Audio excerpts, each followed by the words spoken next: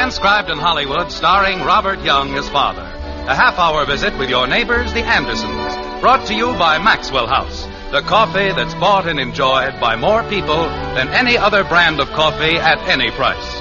Maxwell House, always good to the last drop.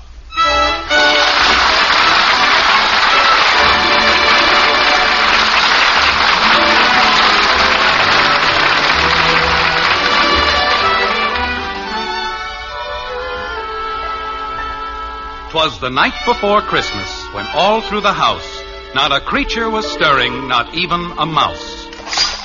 Kathy. I'm sorry, Daddy. Oh, Kathy, did you drop another box of ornaments? Well, they slipped. They slipped, did they? Margaret, what's the matter with that child?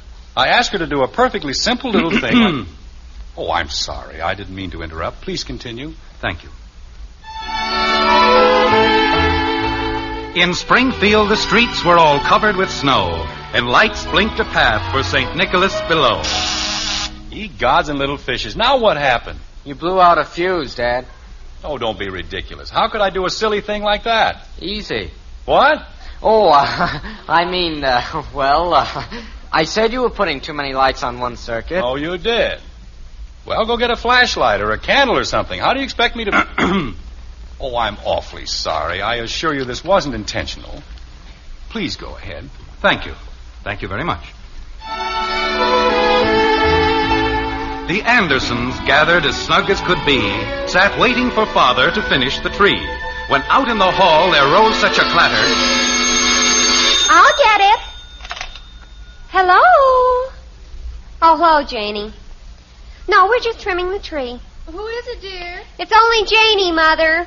Well, tell her you call her tomorrow. And come back in here where you belong. Or do I have to trim the whole tree by myself? I'll call you tomorrow, Janie. Oh, it's my father. He won't let anybody else touch the tree, but if you aren't there to watch, he makes out like 10 men. 9 dead and 1 dying. Okay, Janie. Easy breezy, you'll slide a mile. You may go ahead now. You'll never know how grateful I am. All right, boys. When out in the hall there arose such a clatter... Kathy, will you please leave the presents alone? Gee whiz. When out in the hall there arose such a clatter... Oh, well, what's the difference? What I say won't matter. Go ahead, Jim. There. I guess that does it. Well, how does it look? Oh, it's beautiful, dear. Really beautiful. Mm-hmm. The angel's crooked. Certainly is not. That's the straightest angel I've ever seen in my life. Okay, then the tree's crooked. But doesn't anything ever satisfy you? I'm satisfied, but I thought you'd want to know. Something's crooked. Jim, dear, it's getting late. It took me 3 hours to trim that tree, and what thanks do I get? Something's crooked. I think it looks wonderful, Daddy. Thank you, Kathy. It's certainly different, Father. Thank you, Betty. It still looks crooked to me. Jim, it's awfully late. If you're going to tell the children their Christmas story, you'd better start. They'll be up until midnight as it is. Well, maybe they'd just as soon not hear the story this year. Oh, no, Daddy. Please. Betty? I'd like to hear it, Father. All right. Bud? If the tree isn't crooked, why are all the bells cockeyed?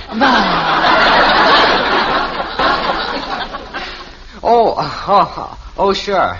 I want to hear the story, Dad. Go right ahead. How does the tree look? Great, Dad. Straight as a string. All right. Now that we're all agreed that ours is the most magnificent tree in Springfield... In the whole world, Daddy. Well, I wouldn't go that far. But as long as we all agree that it's a pretty nice tree, let's sit down and I'll begin. Now, once upon a time, about 100 years ago, there lived in the small Danish town of Odense a man whose name, like ours, was Andersen. He was a tall man, thin and gaunt, and not too pleasing to the eye. But he was a friendly man, gentle and kind, and his heart held so much love that the children of Denmark took him for their own. One cold, brisk day in December, the day before Christmas, as a matter of fact, this gentle man plodded down the main street of Odense. The cobble street was covered with snow, and aside from their jingling bells, the sleighs were soundless as they moved swiftly along their way.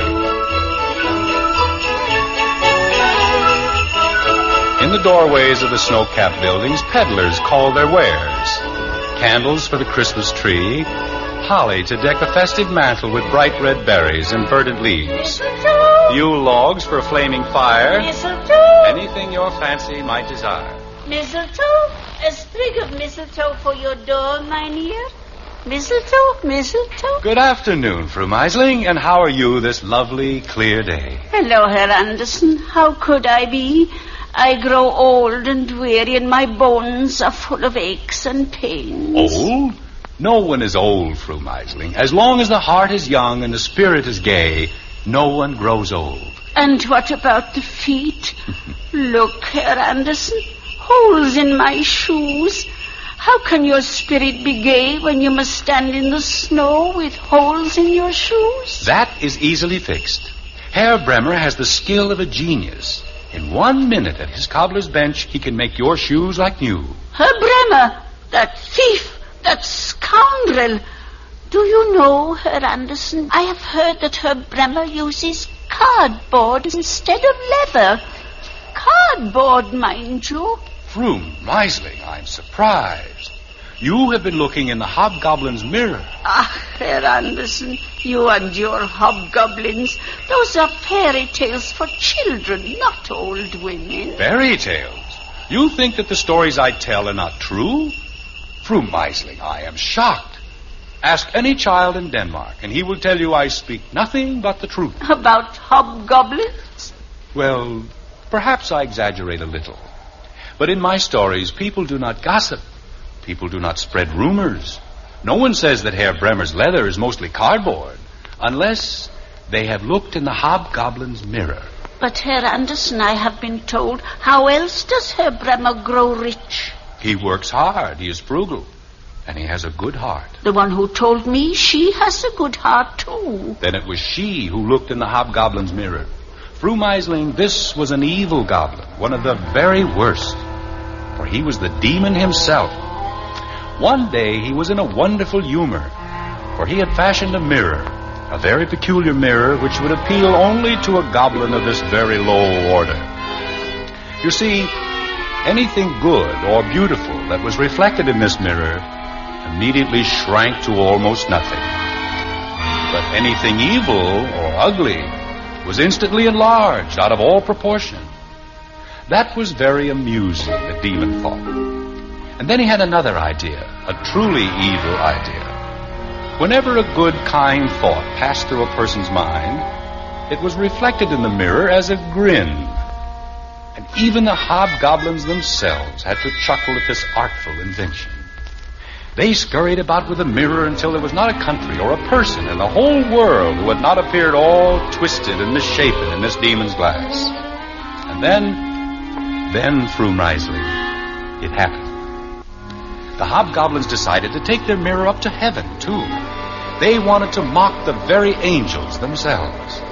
So they flew higher and higher and higher into the sky, closer and closer to the realm of angels. And the higher they flew, the larger became the grin in the mirror.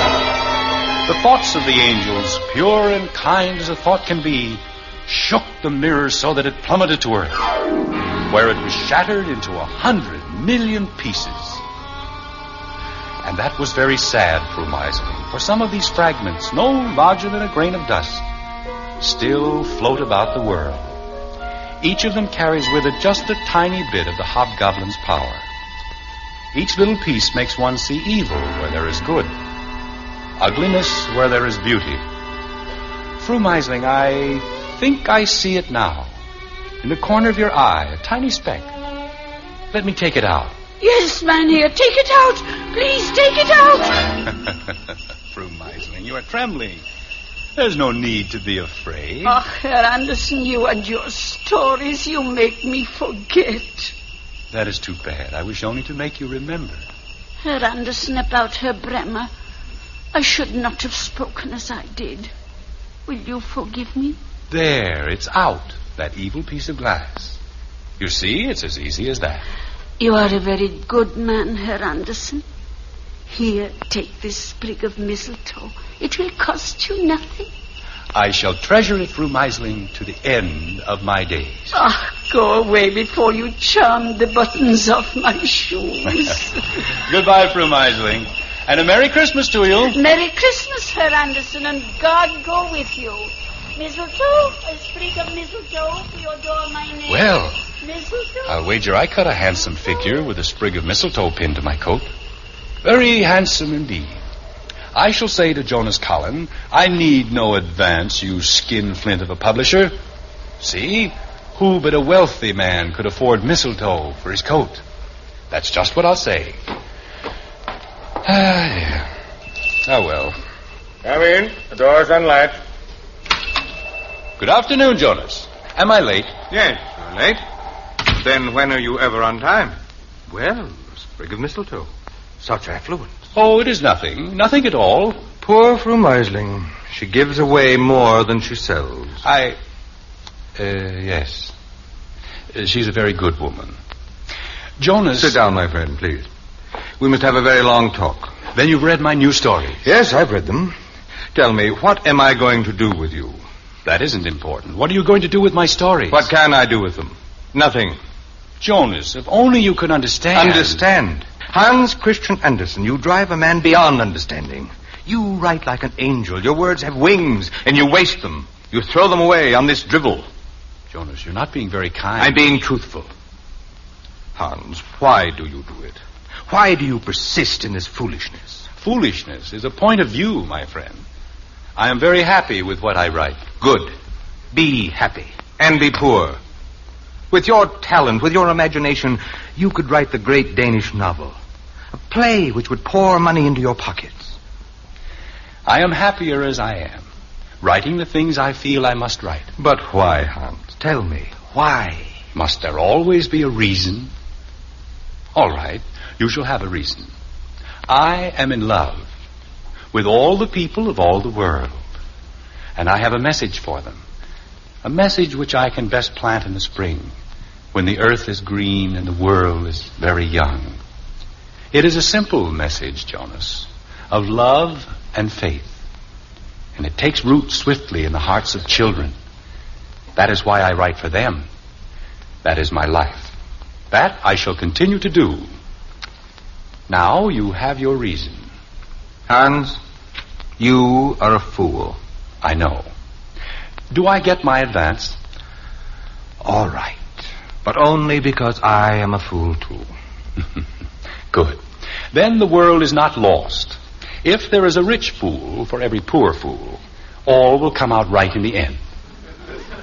Goodbye, Jonas, and thank you for your advice. And the advance. Oh, particularly the advance. A Merry Christmas to you, Jonas. Perhaps if you were to smile, just once, Fru Meisling might give you a sprig of mistletoe. Merry Christmas, Hans. God go with you. Oh, my poor friend. My poor foolish friend. He thinks of nothing but good for humanity, and life gives him so little in return. His heart is so full of kindness and love, and on Christmas Eve he is the loneliest man in all the world.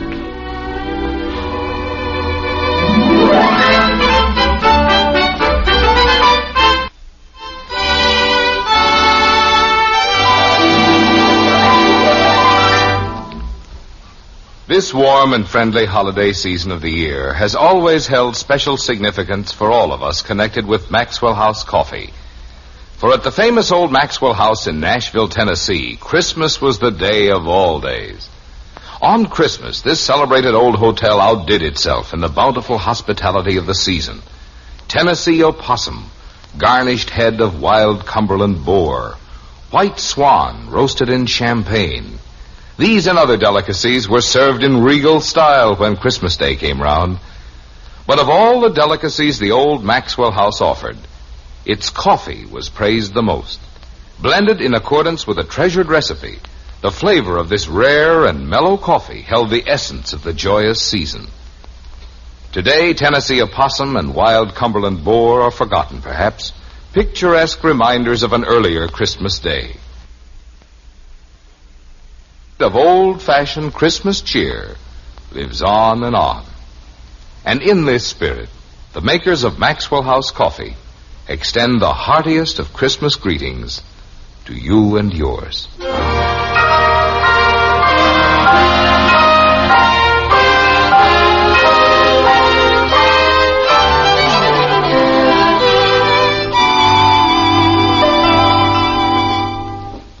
Daddy? Yes, Kathy? Jonas Collins said he couldn't put Mr. Andersen's stories in a book. But they are in a book. I have it. I know, Kathy. You see, he didn't really mean it. He published the stories all the time. And he sold them in every country in the world. But if the man said he wouldn't... Kathy, stop asking so many questions and let Father finish. Gee whiz. Go ahead, dear. All right. Well, after Hans Christian Andersen left the home of his publisher, he walked slowly through the streets of Odense.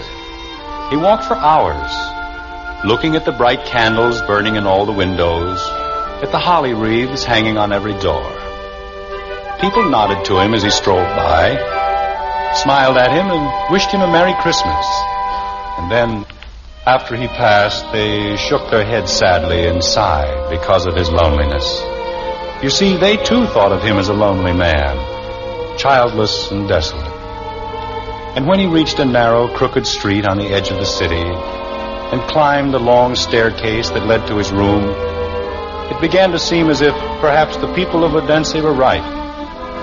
It was a very simple room, bare as a room can be. There were no rugs on the floor, no pictures on the wall, but strangely, he didn't seem to mind. A tiny fir tree stood green and shimmering in a corner, and a comfortable fire burned warm and bright in the fireplace. Hans Christian hummed a cheerful song as he bustled about the room. And then, moving slowly down the narrow street, he heard the carolers come.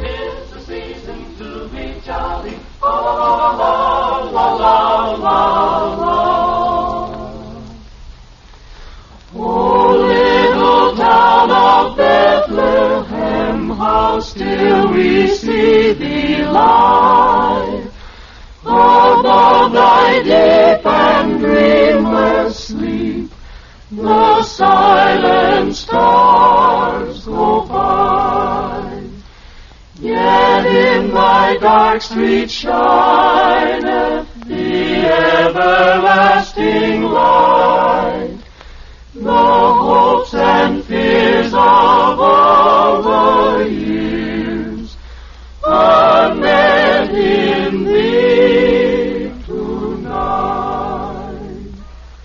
O holy child of Bethlehem, descend to us, we pray. Cast out our sin and enter in. Be born in us today. We hear the Christmas angels the great glad tidings tell. Oh, come to us, abide with us, our Lord Emmanuel. Oh, come to us, abide with us, our Lord Emmanuel.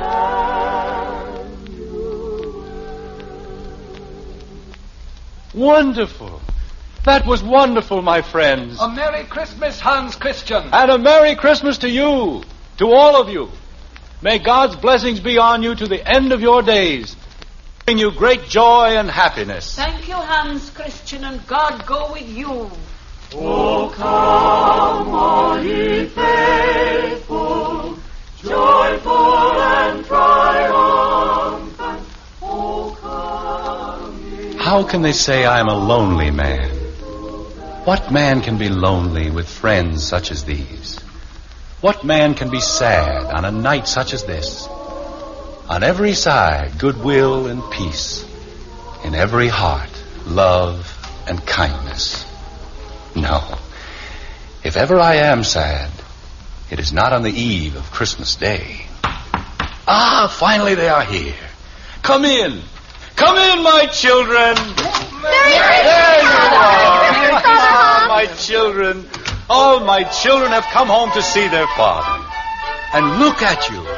What wonderful, wonderful children you are. How you've grown. We've missed you, Father Hans. And I've missed you, Goethe. I've missed you all. My little tin soldier. I'm a big tin soldier, Father Hans. You will always be my little tin soldier. And the nightingale. Karen with the little red shoes. Hello, Father Hans. And the Snow Queen. How are you, Father Hans? Look at him. How my ugly duckling has grown. Father Hans. Big claws and little claws. Thumbelina. The shepherdess and the chimney sweep. All of my children are here. All of them. I am the happiest father in all of Denmark. Father Hans. From all of their storybooks they have come. From nursery shelves all over the world. Father Hans. What a Merry Christmas this shall be. What a Merry Christmas indeed. Father Hans. Tin soldier, why must you always interrupt? I have a question, Father Hans. A very serious question I must ask. So soon, tin soldier? I thought first my children would tell me of their adventures, of the things they have accomplished. It has been a long time, you know. Oh, all right. But we must have discipline, Father Hans. They shall speak, but I shall be in command. First, Karen of the Red Shoes. Report to Father Hans. Well, I brought warmth to the children of the world, Father Hans. Good. I taught them the folly of greed and the comfort of repentance. I spread the gospel of love and the wisdom of faith. You did well, my child. You did very well. Be quiet, Duckling. It is not your turn. Gerda, you are next. Report. Well, I walked with children in their dreams and brought them happiness. I taught them the beauty of devotion and the wisdom of perseverance.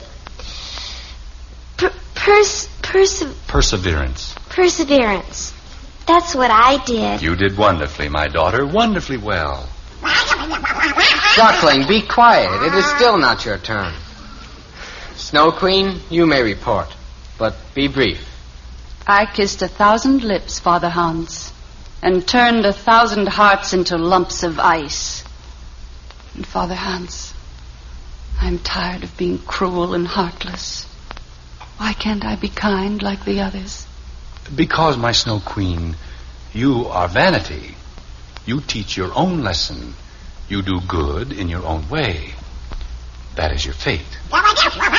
Duckling, for the last time I tell you... Wait, let him speak, Tin Soldier. He is so eager. Speak, my little duckling. That's what I did. I see. Well, you did very well. Very well indeed. I am proud of you. And now, Tin Soldier. Father Hans, I have a complaint. Why do I have to have only one leg? It is very inconvenient. If I can spend all of my days in endless dancing, certainly you can stand around on one leg. Stand around? I fight 1,000 battles every day. I am the most valiant soldier of them all. Valiant? Pooh. Being gobbled up by a fish? I suppose you call that valiant. Children, please, we must not quarrel. Soon it will be midnight. You must return to your homes. But first, I must give you your Christmas gift. The most wonderful gift I can bestow. I give you all a new little sister. The Match Girl. Welcome, little sister. Hello, Match Girl. Father Hans? Yes, Goethe? Why doesn't she say something? Can't she talk? No, Gerda, I fear not. But she carries with her a wonderful gift for the world. 3 matches, which can bring wisdom and comfort to all mankind. She strikes her first match, so. And to the eyes of man are revealed all the beauties of the earth. The whisper of wind in a leafy tree. a soft crown of light on an angry cloud, birds soaring through a clear blue sky, the surf as it pounds on a winding shore. All of these and many more our match girl brings to the world. She strikes her second match, and in its light we find truth. Here is the wisdom of man and his conscience. Here is the hope of man and his sorrow. Here is the power of man to build a world of righteousness and justice. Here is peace for all mankind, if man will but accept it. Then the third match, the most important match of all, for it brings love. Look carefully, my children, and see what it reveals. Love of a man for a woman, of a woman for a man, love of a parent for a child, and the love which is taught to us by God, who is our Father, the love of man for one another.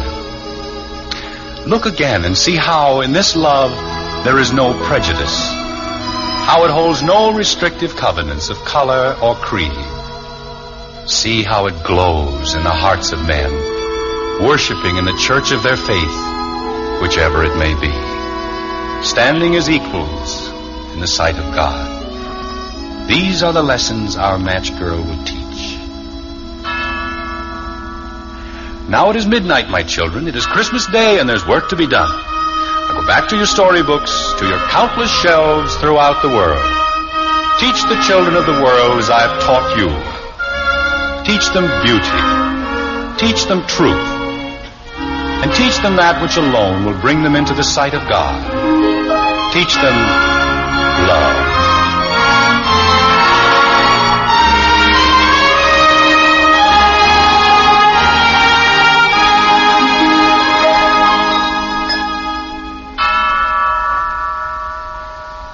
$12:00? I didn't know it was that late. Well, Merry Christmas, everybody. Merry Christmas, Father. All right, now, kids, up to bed. Dad. Yes, Bud. The tree looks fine. Well, of course. I knew that all the time. Good night, Father, and thank you. You're welcome, Betty. Daddy, the duck was cute. I think you're cute, too. Good night. Good night, Kathy, dear. Jim, Yes, Margaret? it's a wonderful story. A beautiful story. It makes me want to cry. Oh, I have a better idea.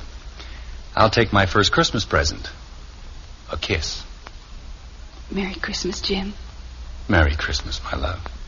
To you, to me, to every family in every country, in all the world.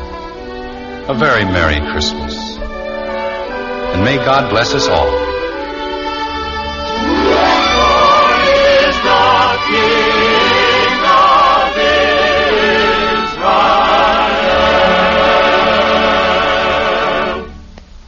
To Father Andersen's Christmas wish, the makers of Post Wheatmeal would like to add their greeting.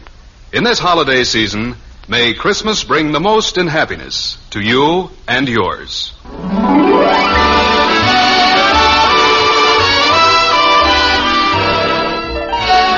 Father Knows Best was transcribed in Hollywood and written by Ed James. Join us again next week when we'll be back with Father Knows Best, starring Robert Young as Jim Andersen, with Roy Bargy and the Maxwell House Orchestra, and yours truly, Bill Foreman. So until next Thursday night, for myself and for the makers of Maxwell House Coffee, let me wish you again a very Merry, Merry Christmas indeed, and the happiest of holiday seasons.